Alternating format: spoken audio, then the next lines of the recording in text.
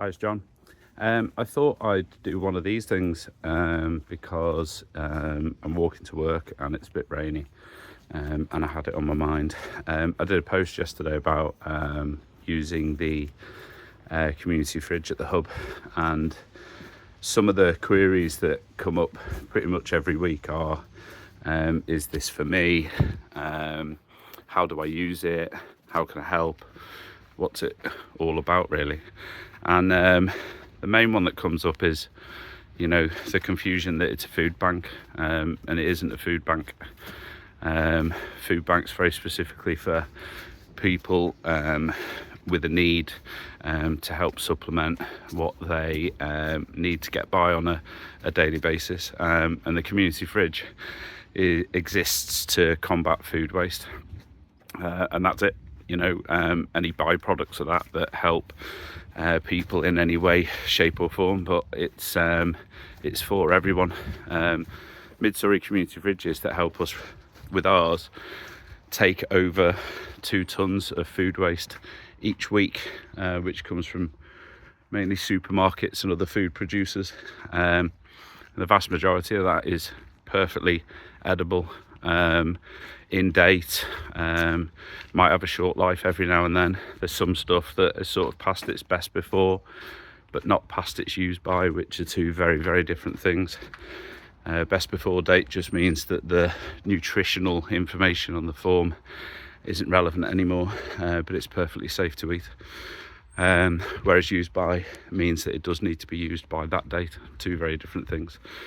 And the community fridge is really there to just basically stop the food going into the bin. If it doesn't get taken and doesn't get used, then it just goes straight into the bin.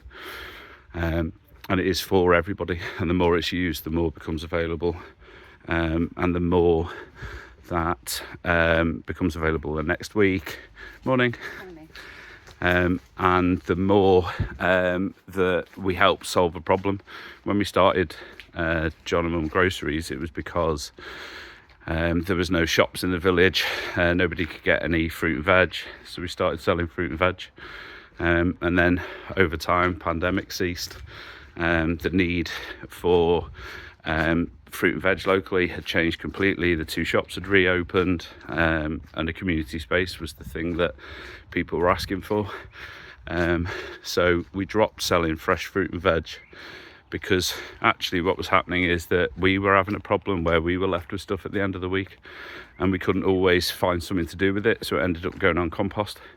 So we'd rather be part of the solution as opposed to part of the problem. So we started working with Mid-Surrey community fridges in order to try and help get food away from the bin, away from landfill, and try and find people that wanted to save a little bit of money on their bill, or just wanted to help reduce our impact on the environment.